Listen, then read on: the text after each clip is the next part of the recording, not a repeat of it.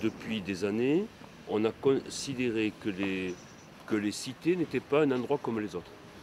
C'était à part, bonjour mademoiselle, c'était pas une partie intégrante de la ville. Tu vas bien? Oui. C'était pas une partie intégrante de la ville, c'était à la limite pas des Toulousains comme les autres. Certes, il y a des problèmes qui ne sont pas principalement des problèmes d'école, mais qui rejaillissent sur l'école, qui sont des problèmes de civisme, qu'on a parfois tendance à penser que les choses sont un peu laissées à l'abandon. C'est-à-dire, quand quelque chose est détruit, c'est pas réparé. Je crois que le rôle de l'école, c'est de permettre aux enfants d'acquérir des connaissances dans une socialisation importante.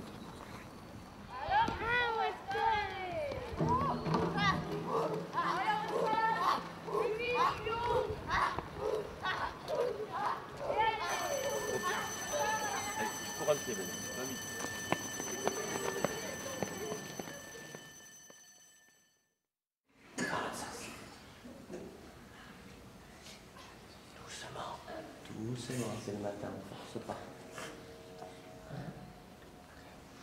C'est bon.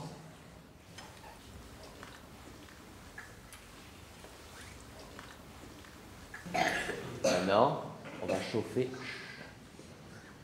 On va chauffer sa voix.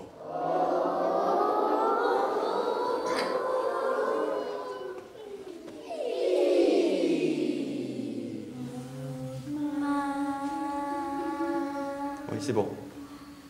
Refais-le.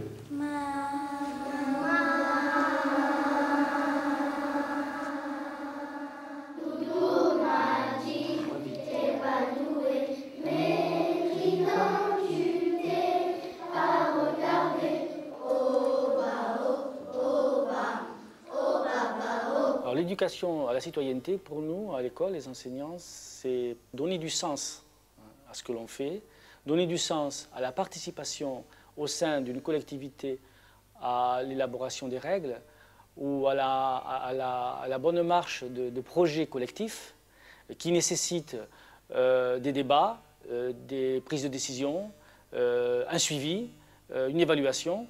Et il est difficile de concevoir une éducation à la citoyenneté sans qu'il y ait des projets qui regroupent l'ensemble de la communauté scolaire, à la fois adultes et enfants.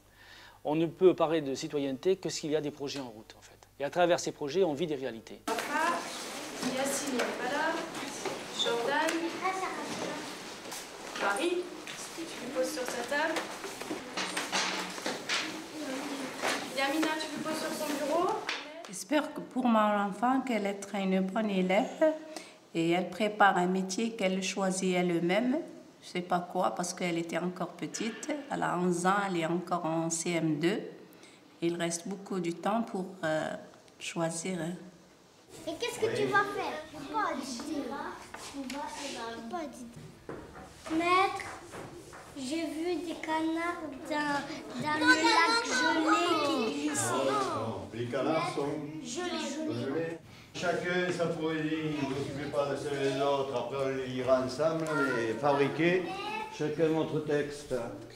Écoute, ou tu fais celle avec Carole, ou tu en fais une toute seule. Bon, alors je vous écris la suite. Hein. La princesse fait de la magie.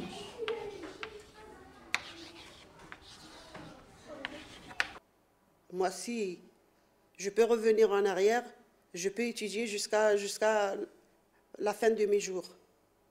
Parce que l'école, c'est un lieu de culture, d'instruction, un lieu de connaissance. Ce n'est pas un lieu d'insécurité ou un lieu où on vient se disputer ou de faire quoi que ce soit à l'école. C'est quoi le héros d'un livre alors? C'est le personnage important qui est dans tout le livre. Qu'est-ce qui lui était arrivé quand il était tout petit? Jamila? Ah, Yacine. Il est arrivé qu'il était moche et les autres voulaient le tuer parce qu'il était moche. Il était en train de rêver du passé. Oui, il était en train de rêver de quand il était tout petit. Et après, qu'est-ce qu'il fait? Il eut le droit à une gorgée de lait qu'il tira d'une mamelle assez usée. C'est quoi une mamelle? C'est une espèce de sein où les bébés boivent du lait. C'est pas une espèce de sein, c'est un sein d'animal. On appelle ça une mamelle. Et c'est ça qui nourrit les bébés. Ça veut dire que le personnage qui vient de parler, c'est quoi, Wari? C'est un humain? Non, c'est quoi? Chut, Wari. C'est sans doute une... On a dit même que c'était une... Christine, Jamila, à 11h, il y a le conseil d'enfants.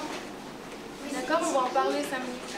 Ben, ça va être encore Sandra et David, d'accord? Et puis pour le prochain, on changera. Qui c'est qui peut rappeler à tout le monde l'ordre du jour de ce conseil d'enfants? De quoi on avait prévu de parler aujourd'hui? De la vente de chocolatine et de jeux de cours. Lorsque nous allons vendre les chocolatines, et tout à l'heure, ça va être notre travail, nous devons nous organiser. Et pour l'organisation, nous avons besoin de vous. C'est la partie des tâches que vous avez à réaliser, les enfants. Sachant que nous, les adultes, il y a des choses qu'on a déjà faites pour mettre en place ce projet. Si nous vendons des chocolatines, c'est pour que les enfants puissent manger à l'école. Ça, on en a parlé à plusieurs reprises. Ceux qui ne viennent pas avec un goûter, ils pourront acheter un goûter. Normalement, c'est interdit d'amener des sous à l'école. Normalement, c'est interdit d'amener des sous à l'école. Mais tu as tout à fait raison. Mais là, est-ce que si les enfants amènent des sous pour acheter des chocolatines, est-ce que ça va être autorisé dans ces cas-là? Oui. Les enfants de l'école, ils ont un projet. Et avec ce projet, ils veulent acheter des jeux dans la cour de l'école pour pouvoir varier les jeux dans la cour. Alors ça, oui, ça, on va l'organiser. Mais c'est juste pour ce projet-là, qui est l'achat des jeux. Alors, il fallait trouver un boulanger. On en avait trouvé un et que ça sera les 6 à 10 francs. Quand Pascal Orbillo ira acheter les chocolatines, il les paiera 1,66 franc et il en prendra 40. Il va falloir les vendre. Alors nous, qu'est-ce que nous devons faire là maintenant? Combien on va vendre les chocolatines? Quel sera le prix de vente? Ben, il y a marqué prix par chocolatine 1,66 franc et puis après là vous avez marqué ça, ils vont les vendre plus cher. Eh oui, ça c'est le prix d'achat. Peut-être qu'il faut écrire. Ah. Bon, tout d'abord, on essaie de fixer le prix en francs. Ça y est. Ça y est. 2,50 francs une. Pour quelle raison tu proposes 2,50 ? Pour se faire du bénéfice. Si on les vend trop cher, ces chocolatines, est-ce qu'on va les vendre? Il faut aussi qu'on les vende à un prix raisonnable, qui ne coûte pas trop cher. 2,50 francs et 2,70 francs, c'est un peu plus cher que 2 francs et on rend plus service avec 2 francs. Ça fait 13,60 francs par jour. Donc toi, tu es plutôt pour quel prix? 2 francs. Plutôt pour 2 francs. Oui, mais 4 francs, 4 francs. S'il vous plaît, vous écoutez Ménel. Merci. 4 francs, c'est plus cher que 2 francs et puis après, personne ne va les acheter aussi. Qui est d'accord avec cette proposition? Nous ne vendons pas les chocolatines 2 francs. Qu'est-ce qu'on va faire de cet argent? Comment on va le compter? Alors ça, il faut qu'on en parle. On va les compter. Ah, on va le... Les compter. 2 fois 40, ça fait combien? 80. 80. On devrait avoir 80 francs. Mais il y a des gens, comme ils font la monnaie, ils peuvent voler un peu d'argent. Ils font la monnaie, c'est-à-dire? Mais par exemple, je donne 3 francs et il y en a 3, alors l'autre il va me rendre peut-être moins cher, qu'il me manque encore d'argent un peu. Il y a des choses qui manquent, on le donne. Parce que vous vendez des chocolatines à l'école? Oui. Hein? Vous avez l'autorisation pour vendre? Vous avez l'autorisation pour vendre à l'école? Oui. C'est interdit de vendre à l'école. On n'a pas le droit de vendre des choses à l'école. Pourquoi vous avez le droit, Nora? Parlez fort. Pour un service. Pour rendre service. Oui, mais vous avez le droit. C'est vous seul qui avez décidé de ça? Non. Vous l'avez décidé comment? Conseil d'enfant qui a décidé. Et quand le conseil d'enfant décide, ça veut dire qu'on peut le faire? Ou alors il faut un autre accord aussi? Non, il faut On peut le faire? Il faut l'accord de qui? Du directeur. Des maîtres, hein? C'est-à-dire il faut l'accord d'un autre conseil. Comment on l'appelle l'autre conseil qui existe à l'école? Conseil d'école. Il y a le conseil d'école, mais il y a un autre conseil encore.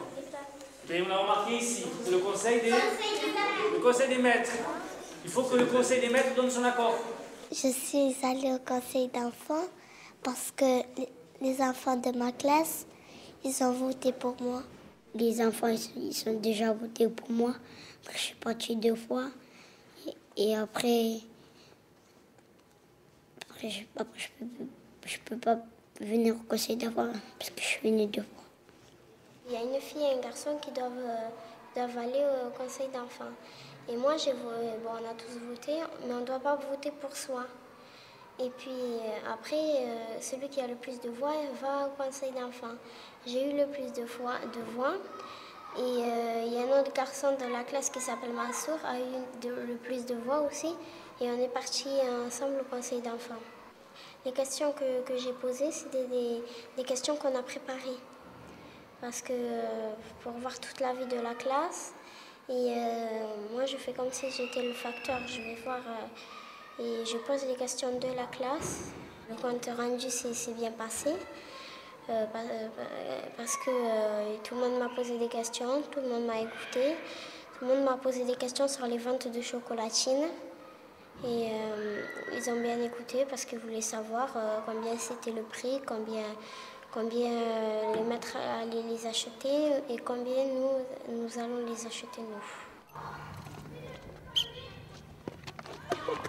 Oh, reste deux.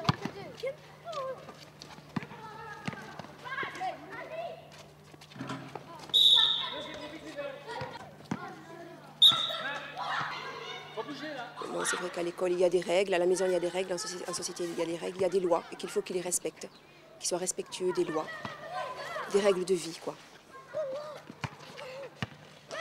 La discipline, c'est écouter l'autre, c'est écouter, par exemple, l'enfant écoute son professeur, qu'il soit discipliné, qu'il soit en règle avec la société, parler bien, respecter l'adulte, parce que c'est vrai que les enfants, ici, en majorité, j'ai remarqué, ne respectent pas l'adulte.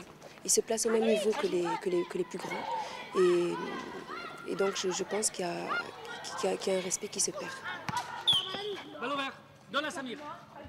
La règle de vie, c'est une consigne qu'il faut respecter dans l'école. Par exemple, ne pas frapper les camarades, ne pas se battre. Les règles de vie sont ne pas se battre à l'école, ne pas courir dans les couloirs, ne pas siffler en classe. Ne pas écrire sur la table. Ne pas écrire dans le tableau quand le maître ne nous donne pas la permission. Ne pas dire des gros mots. Ça m'arrive jamais à moi. Lever le doigt avant de parler. Ne pas se battre. Ne pas voler. On estime bien, voilà, très bien. J'arrête pas de le répéter, qu'il ne faut pas taper, qu'il faut respecter, qu'il ne faut pas répondre aux enseignants. Oui, perds pas ton rythme. J'ai des contacts avec et le maître de mon fils et la maîtresse de ma fille une fois de temps en temps. Ou quand il y a un problème, je me suis mis d'accord avec le maître qui me mette un mot dans le cahier de liaison, que je puisse lui répondre, au moins qu'on soit au courant, à peu près tous les 15 jours. Voilà, ça y est, c'est bon, t'as trouvé. Suivre une règle, c'est une consigne. C'est suivre une consigne. C'est tracer une ligne pour un enfant et laisser... C'est comme un sillon, sillonner la terre.